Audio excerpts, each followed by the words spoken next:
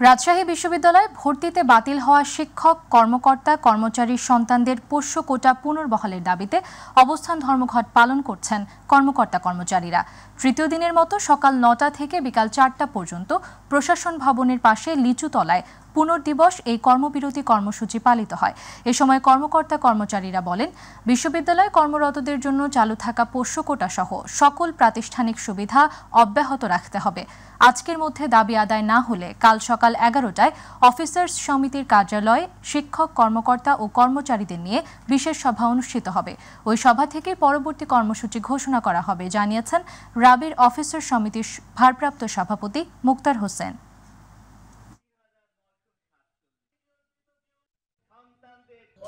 আমরা তো একাডেমিক কার্যক্রম ব্যাহত হোক সেটা কোনো সময় চাই না। আমরাও তো প্রশাসনের একটা অংশ, বিশ্ববিদ্যালয়ের একটা অংশ।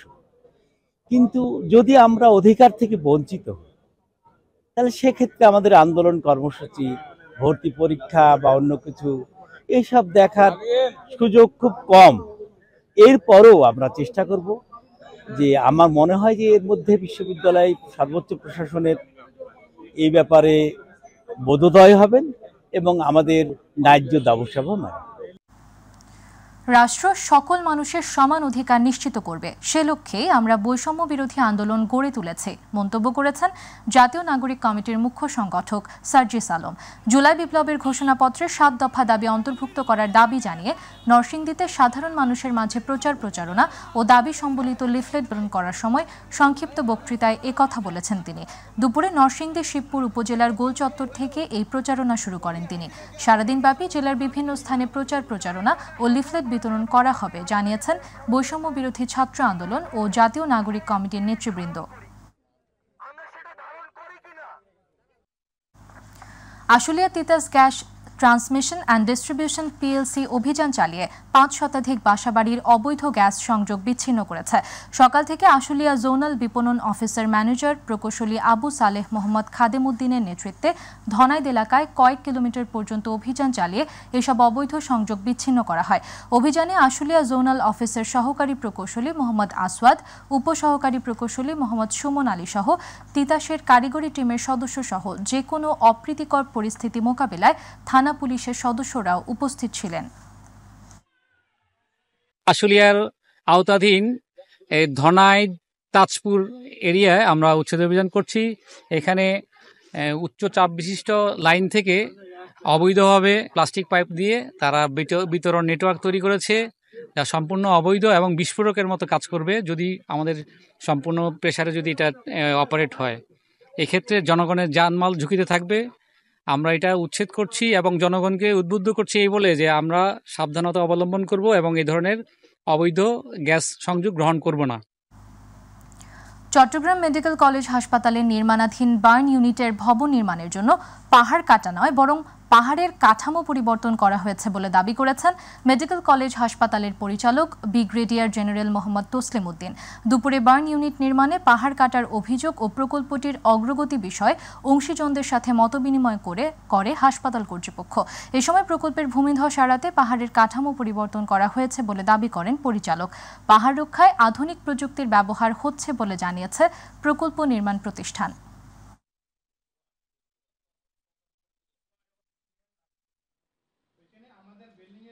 এটা যাওয়ার পরে বিভিন্ন পত্র পত্রিকায় যখন হয়, রিজওয়ানা ম্যাডাম স্বাস্থ্য উপদেষ্টা ম্যাডামকে ফোন করে, স্বাস্থ্য উপদেষ্টা ম্যাডাম আমাকে ফোন করে ছবিসহ একটা পেপারের ছবিসহ আমার কাছে পাঠানো হয়। ম্যাডাম যেটা বলছে, আপাতত যেখানে পাহাড়ের কাজ চলতেছে ওটা স্টপ রাখো, ওটা পান মেশিন নিয়ে পরে কাজ শুরু করো। এটা হচ্ছে আমার এখন বর্তমানে। আমরা আপাতত কাজটা বন্ধ রাখছি। যখন এটা অ্যাপ্রুভ হয়ে যাবে আমরা আবার ইনশাআল্লাহ কাজটা শুরু করব। ঝালকাঠির নলছিটিতে জেকে বসেছে তীব্র শীত। ঝালকাঠির নলছিটিতে সকাল থেকে বিকেল পর্যন্ত নেই সূর্যের দেখা। ঘন কুয়াশা আর হিমেল বাতাসে খেটে খাওয়া মানুষের কাজ ব্যাহত হচ্ছে। দিনের বেলাতেও হেডলাইট জ্বালিয়ে গাড়ি চলাচল করছে। প্রয়োজনীয় কাজ ছাড়া সাধারণ মানুষ ঘরের বাইরে বের হচ্ছে না। তীব্র শীতের কারণে কৃষিকাজ ব্যাহত হচ্ছে এবং খেটে খাওয়া মানুষগুলো কষ্টে দিন কাটাচ্ছে।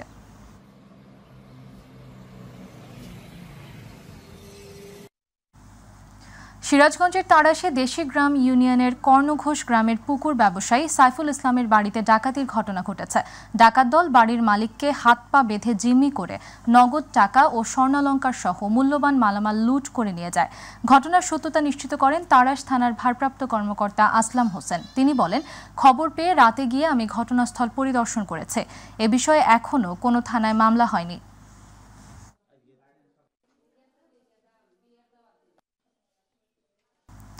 নাটোর শহরের ভেতর দিয়ে নির্মিত 4 লেনের প্রধান সড়কের দুই পাশে অবৈধ স্থাপনা ও দোকানপাট উচ্ছেদে অভিযান চালিয়েছে সড়ক ও জনপদ বিভাগ।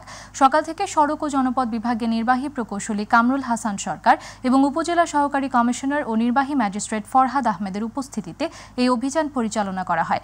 সারাদিন নাটোর শহরের বনবেল ঘড়িয়া বাইপাস থেকে বড় হরিশপুর বাইপাস পর্যন্ত 6.5 কিলোমিটার সড়কের দুই পাশের ফুটপাত দখল করে ব্যবসায়ীদের অবৈধভাবে বসানো অবৈধ দোকানপাট স্থাপনা উচ্ছেদ অভিযান চলবে বলে জানিয়েছে সড়ক বিভাগ।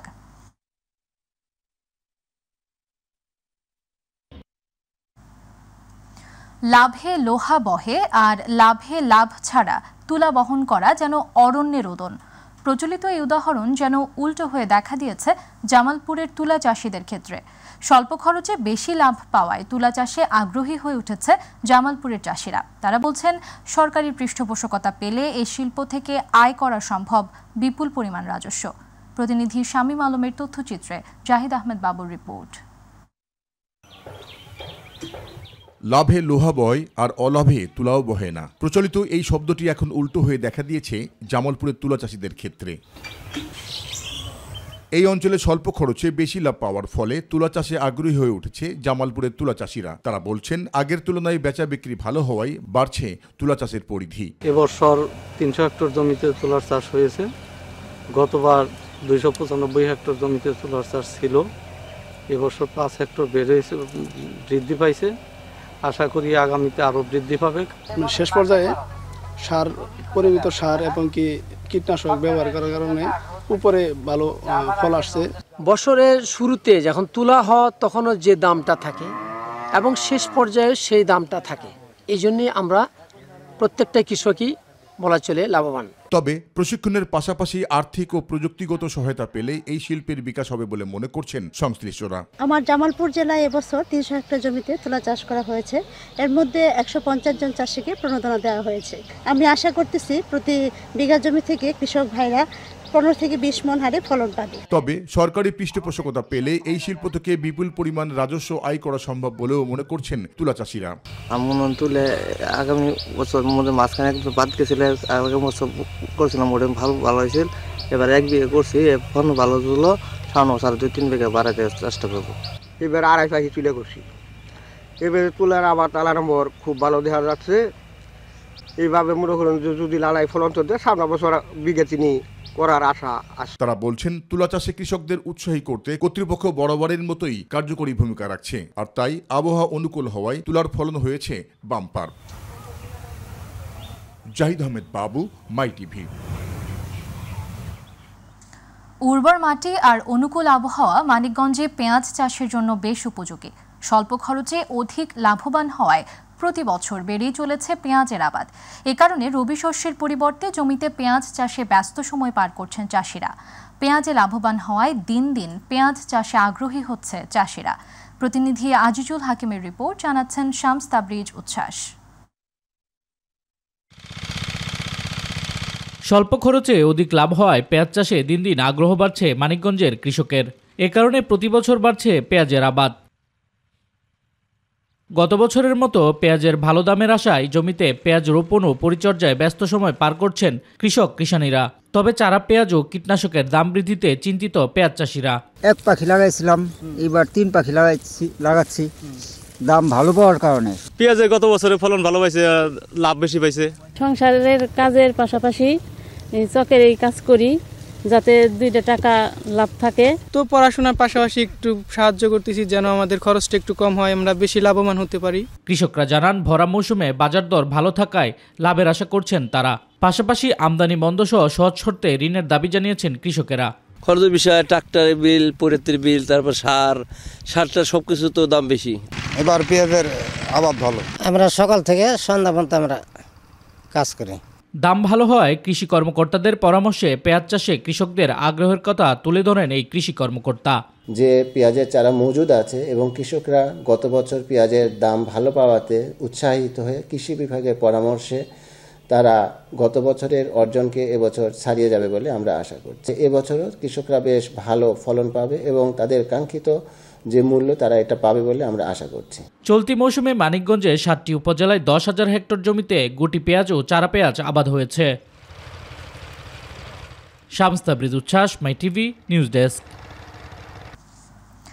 জামালপুরের সরিষাবাড়িতে টাঙ্গাইলের ভুয়াপুর থেকে ছেড়ে আসা চট্টগ্রামগামী নাসিরাবাদ ট্রেনের সাথে সার ভর্তি একটি ট্রাকের মুখোমুখি সংঘর্ষ হয়। এ সময় ট্রাকটি দুমড়ে মুচড়ে গেলেও কোনো প্রাণহানি হয়নি। এ সময় ট্রাকের চালক ও হেলপার গুরুতর আহত হলে তাদের ভুয়াপুর উপজেলা হাসপাতালে ভর্তি করা হয়েছে। আজ ভোরে সরিষাবাড়ি পৌরসভার তালুকদার বাড়ি মোড়ে রেল ক্রসিং পারাপারের সময় এ দুর্ঘটনা ঘটে। পরে সরিষাবাড়ি ফায়ার সার্ভিসের কর্মীরা দ্রুত ঘটনাস্থলে গিয়ে উদ্ধার কাজ চালায়।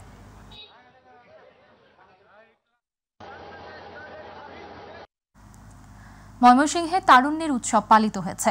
এ উপলক্ষে বিভাগীয় কার্যালয় প্রাঙ্গণ থেকে একটি বর্ণাঢ্য র্যালি বের হয়ে নগরীর প্রধান সড়ক প্রদক্ষিণ করে টাউন হল এসে শেষ হয়। পরে সেখানে অ্যাডভোকেট তারিক স্মৃতি অডিটোরিয়ামে আলোচনা সভা অনুষ্ঠিত হয়েছে। জেলা প্রশাসক মুফিদুল আলমের সভাপতিত্বে আলোচনা সভায় প্রধান অতিথির বক্তব্য রাখেন বিভাগীয় কমিশনার মুখতার আহমেদ, বিএনপির সহ সাংগঠনিক সম্পাদক আবু ওয়াহাব আকন্দ, জেলা জামায়াতের আমির আব্দুল করিম, বৈষম্য বিরোধী ছাত্র আন্দোলনের সমন্বয়ক গোকুল সূত্রধর মানিক সহ প্রশাসনিক ও রাজনৈতিক নেতৃবৃন্দ।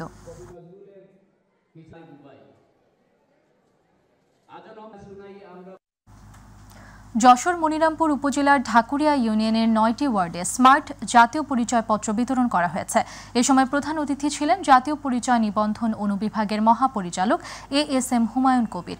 উপস্থিত ছিলেন আঞ্চলিক নির্বাচন কর্মকর্তা হুমায়ুন কবির, যশোর জেলা সিনিয়র নির্বাচন কর্মকর্তা আনিসুর রহমান, অতিরিক্ত জেলা নির্বাচন কর্মকর্তা আব্দুর রশিদ, মনিরামপুর উপজেলা নির্বাহী কর্মকর্তা নিশাত তামান্না।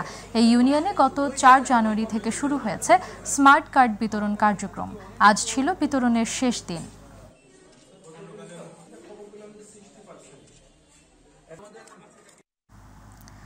জাতীয় সাংবাদিক সংস্থা চট্টগ্রাম মহানগর কমিটির সাধারণ সভা গতরাতে নগরীর হালি শহরস্থ বড়পোল এলাকায় হয়েছে। সভায় কমিটির সভাপতি KM রুবেলের সভাপতিত্বে এবং সাধারণ সম্পাদক ফোরকান শিকদারের সঞ্চালনায় এতে প্রধান অতিথি ছিলেন মাইটিভির চট্টগ্রাম ব্যুরো প্রধান ও কমিটির উপদেষ্টা মণ্ডলীর সদস্য নুরুল কবির। এ সময় উপস্থিত ছিলেন কমিটির প্রধান উপদেষ্টা আব্দুল আজিজ সহ মহানগর কমিটির সকল সদস্যগণ। পরে নুরুল কবিরকে বিশেষ সম্মাননা প্রদান করা হয়।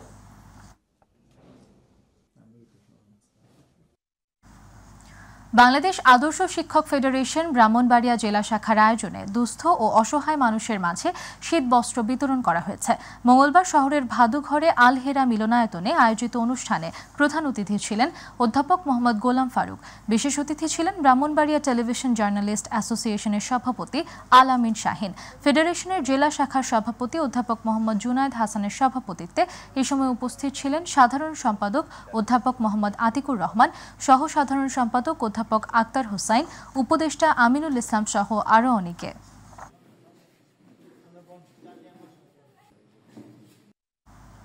ঝিনাইদহে প্রাথমিক বিদ্যালয় গোল্ড কাপ ফুটবল টুর্নামেন্টের উদ্বোধন হয়েছে। সকালে শহরের বীরশ্রেষ্ঠ হামিদুর রহমান স্টেডিয়ামে এ টুর্নামেন্টের উদ্বোধন করা হয়। শুরুতে জাতীয় সঙ্গীতের মাধ্যমে জাতীয় পতাকা ও ক্রীড়া পতাকা উত্তোলন করা হয়। পরে বেলুন উড়িয়ে টুর্নামেন্টের উদ্বোধন করেন জেলা প্রশাসক মোহাম্মদ আব্দুল আওয়াল ও পুলিশ সুপার মোহাম্মদ মঞ্জুর মোর্শেদ। সে সময় অতিরিক্ত জেলা প্রশাসক মোহাম্মদ সাইফুর রহমান, জেলা প্রাথমিক শিক্ষা অফিসার আনন্দ কিশোর সাহা সহ অন্যান্যরা উপস্থিত ছিলেন।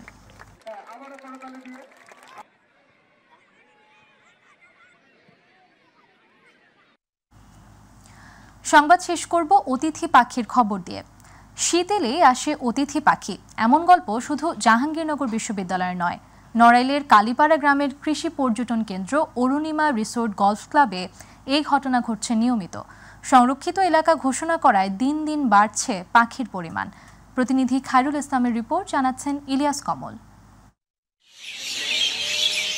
অতিথি আর দেশি পাখি মিলে নড়াইলের অরুণিমা রিসোর্ট গলফ ক্লাব এখন পাখিদের রাজ্যে পরিণত হয়েছে। পাখি সংরক্ষিত এলাকা ঘোষণা করায় এক যুগ আগে থেকেই এলাকাটির পরিচিতি পায় পাখি গ্রাম নামে। 2004 সাল থেকে প্রতি বছরই শীত মৌসুম সহ বছরের 8 থেকে 9 মাস বিভিন্ন প্রজাতির পাখির কলতানে মুখরিত হয় এলাকাটি। বিশ্বের বিভিন্ন দেশ থেকে পরিযায়ী পাখি প্রতিদিন বিকালে পার্কের বিভিন্ন প্রকার বড় গাছের ডালে বসতে থাকে। সূর্য যত পশ্চিমের দিকে গড়িয়ে পড়ে পাখিদের আনাগোনা তত বাড়তে থাকে। রাত যত গভীর হয় পাখিদের আগমনও তত বাড়তে থাকে। সারা রাত পাখির কলতানে মুখরিত থাকে পুরো এলাকা। নয়নাভিরাম সৌন্দর্য দেখতে প্রতিনিয়ত দূর দূরান্ত থেকে ছুটে আসছে পাখি ও প্রকৃতিপ্রেমী মানুষ। বছরে প্রায় 7 থেকে 8 মাসই পাখি অবস্থান করেন। দেশি বিদেশি মিলে প্রায় 6 থেকে 8 প্রকারের পাখি এখানে থাকেন। পাখি দেখার জন্য মূলত এখানে আসা। তো ঢাকা থেকে যেটা আমি শুনছিলাম যে এখানে অনেক পাখি আসে, তো যতটা শুনছি তার চাইতে অনেক বেশি পাখি আমি এখানে এসে দেখছি। পাখিটা শীতকালেই বেশি আসে, এই জন্য আমরা প্রতি বছরই এই টাইমে এখানে ঘুরতে আসি। মানে আসলেই ভালো লাগে, মনে হয় যে প্রকৃতির খুব কাছে চলে এসেছি। এখানে আসলে মন ভালো হয়ে যায়, আর যতবারই আসি না কেন মন চায় যে এখানেই থেকে যায়। পাখির অভয়াশ্রম ঘোষণা করায় প্রতিদিন ঘটছে বহু পাখির প্রজনন, ফলে প্রতিনিয়ত এখানে বাড়ছে পাখির সংখ্যা। এবছর অনেক আগেই পাখি চলে এসেছে, সেপ্টেম্বরের আগে থেকেই পাখি আসা শুরু হয়েছে। মূলত অক্টোবর থেকে মধ্য এপ্রিল পর্যন্ত আমাদের এখানে অতিথি পাখিগুলো থাকে। এখনই অলরেডি লাখো পাখির আগমন ঘটেছে, বিভিন্ন জাতের পাখি এসেছে। তবে শীত যত বাড়তে থাকবে তত পাখির আগমন বাড়বে। এমন অভয়ারণ্য নিশ্চিত করতে পারলে পরিযায়ী পাখিদের আগমন আরো বাড়বে বলে মনে করেন বিশেষজ্ঞরা। পাখি যেখানেই পড়ুক সেই জায়গার পুরো বাসিন্দারা যেন তাদের পর্যাপ্ত খাবারের ব্যবস্থা করে, তাদের আবাসের ব্যবস্থা করে এবং আমাদের দেশীয় সম্পদ মনে করে সেগুলোকে যেন সংরক্ষণ করে। দেশি ও পরিযায়ী পাখি সংরক্ষণে আইনের কার্যকারিতা বাড়ালে প্রকৃতিতে আরো বাড়বে পাখিদের বিচরণ, মনে করেন স্থানীয়রা। ইলিয়াস কমল, মাই টিভি।